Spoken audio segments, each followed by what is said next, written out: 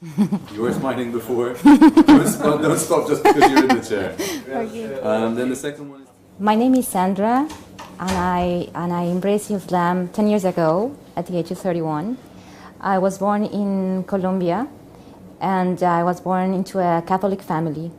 Since a very young age, I was very involved in the church, and especially in the choirs. At the age of 6, I started singing in all the Christmas events and Easter events, and I was pretty much into it. And that's how my life developed. I was very close to the church, especially anything that had to be with music, I was into it. I joined a choir, a children's choir, and I was being always active in the church.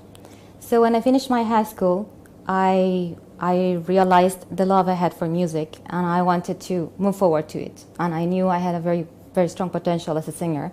I had been done a lot of solo singing in classical repertoire. I was very much involved in a lot of Colombian level musical performances. So I joined the musical program to develop myself as an opera singer. And I finished my career as an opera singer in Colombia. Then I moved to Austria. I was accepted to enter in the Vienna Conservatory. And then I was exposed for the first time to what the real life of music was. I was very, very dedicated in my music, but I was always feeling an emptiness in me. Of course, I moved alone. I went by myself, and I was living with friends. But always my family was not there, so I would always feel like I had the voice of my family and telling me, keep connected to your faith.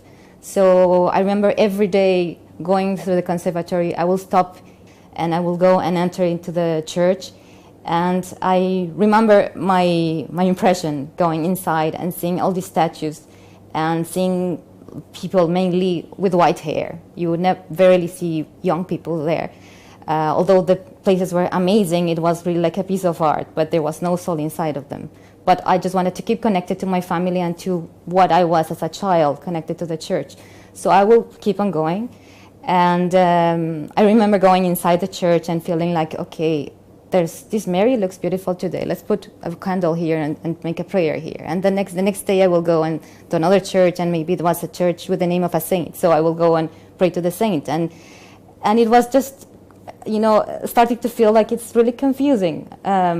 When you are out of the environment where you are grown, you start to make your questions and start to think outside of the box. And as much as I wanted to keep connected to God, because that's how I was raised, I was feeling there were many things that were not clear to me, and there were many questions that were opening up, and I wanted to understand. But I knew since the beginning that I arrived to Austria that once I would finish my degree, I wouldn't like to stay there. I felt like I was completing my degree to please my family. I grew up feeling that I wanted to please everybody, and I felt that with my singing, I made many people happy. I could bring peace. I could make a religious event, a wedding, beautiful.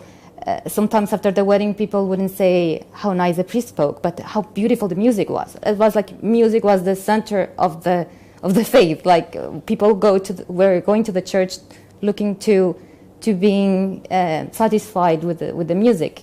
People will go to these amazing cathedrals just to hear the music. And once the big pieces of the repertoire were done, halfway the mass, suddenly the church would be empty. I remember Japanese buses stopping just next to the cathedrals, and then the church would be full of people. And once the communion started, that usually if you think about Schubert, like masses or Mozart masses, the music goes until the communion. And then after that, once the communion was over, the church was empty, and the priest was really upset. Once I continue studying, and I was about to reach my final diploma, my final degree, I remember feeling this sense of loneliness and confusion and frustration and not clarity where my life was going towards to.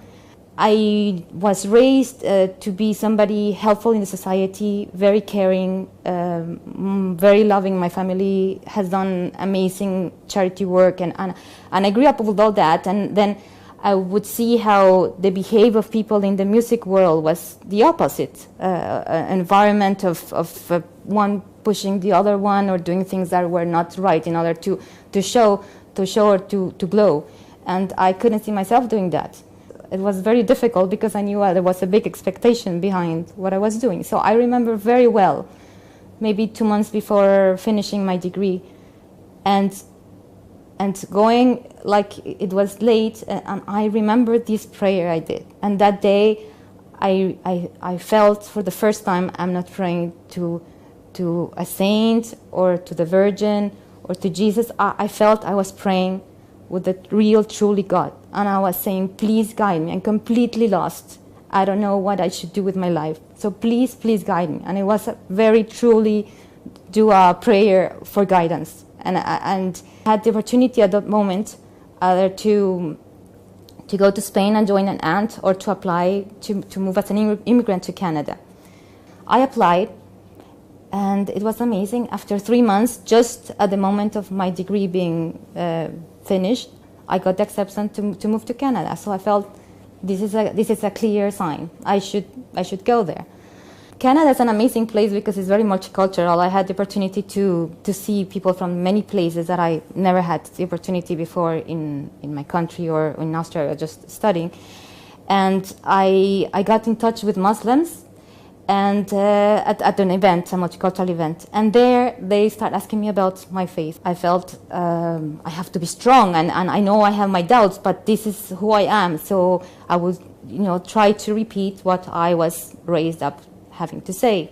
But then, of course, as a diplomatic way, if somebody had asked me about my religion, I had to ask back. So it was the first time I was encountering Muslims, and so I was asking, okay, so what do you believe in? I didn't know anything about Islam, and I was amazed to know that in Islam, Maryam, the Virgin Mary in Catholicism, was a very important woman, one of the 4th most important women in Islam, and that Jesus, Isa, was a very important prophet, and that they had the same prophets that I grew up knowing in the Christianity. So I didn't know that. So I was really mesmerized. I felt like we are so close. I didn't know. I just heard always from the news, these people are doing things that are wrong. So I started to want to know more about Islam. I remember going to the priest in the university and asking him, what do you think about these questions I have? And I felt there was no answer. And then if I would go to Islam, I would see like so clear and pure, and everything is there. It's so close, but it completely started to answer all my questions. So Ramadan was coming soon. Very blessed to be invited to a mosque for an iftar, and it was going to be Taraweeh after. And since the communities are small, people will come for the iftar, and then they will stay until the prayer of Taraweeh. So I remember going for the iftar, and I remember how these ladies who had been fasting for a whole day would give me food first, and I was like very impressed how people were not just jumping, they were doing a prayer before eating. And then I saw for the first time the prayer of Islam, and it was the most beautiful thing I had encountered until the moment, to see how people were all standing in lines and doing the same movements at the same time, and then to hear the Quran for the first time for me was like a kinesthetic experience. I remember feeling like I was embraced, and it was something really out of this world. I felt I need to listen more of these, and I need to know more about this religion, because I really love how it looks and how it feels. It was for me that really the spirituality was there, and I wanted more of it. And then I had the opportunity to compare both, and for me it was clear that what really the connection with the only God was in this Islam. So once I came back from Colombia, I had to do my shahada. That was for me. It was for me very clear. It took more or less like a year or like less than a year. But then it was just the beginning. You know, you need to learn so many steps, and you need to give yourself time. And of course, I didn't tell my family right away. I started chatting with them, especially with my brother who was present in Canada, then my parents over the phone. I would just throw questions. And then, of course, they start seeing that there was something happening with me because I was making questions that I didn't do. And see, Jesus, did you know that Jesus is so important in Islam, but he's a prophet? Did you know that God doesn't have to die to forgive us? It's everybody's responsibility to perform in this life to gain heaven. It's not granted that because somebody does something for you, that means that you're going to go to heaven. Like, it's really up to each one. So they started to see that I was questioning myself, and in my path I was questioning them. So, but it took me a year to tell them about my conversion. And once I told them, which for them was almost like, at that point my brother already knew, because he would see me that I was, going to the Islamic centers and meeting with people. And so he saw obviously my change. And then I told them, they kind of accepted, but I felt I need to do something, even for the people in my environment, to see that I'm truly meaning my conversion, my new faith. I have to put the hijab on. I remember telling a friend, next Ramadan, I will start wearing hijab. And then she told me, why do you have to wait until Ramadan? And I remember coming back home and, yes, why do I have to wait? And I started reflecting on it, and I said, very good to show that Islam was good. So it was like a protection of myself if I were to do something that it was not, not accepted. I would remind myself, I have the hijab, I need to be good. So alhamdulillah, they accepted me, they respected me. Mainly with my mom and my father, I had a lot of opportunities to talk about it in detail. With my brothers and sisters, there's more like an acceptance. At the beginning of my conversion, I felt like I had to talk with everybody. I need to tell everybody has to be Muslims. And then I realized everybody needs a time, and it's only Allah who guides. And through my behavior, I do more than through speaking out. So every time I see them, they can feel it. And my du'as, they are always there, and I pray that Allah will guide them. Islam has been for me the greatest gift I ever had. Like, now I'm married, I have another daughter, and I keep on telling my husband and my daughter, I love you a lot, but for me, the first thing and the best thing that ever happened is Islam. It completely took away all the questions I had and all the anxiety I had, and gave me this peace and this light and this clarity that I didn't have before. I guess for me, the main concern was that I felt I have to give up my music, because I felt I couldn't deal with music and Quran at the same time. So there was a big transition there, but I ended up giving up music, and I completely never missed it after that.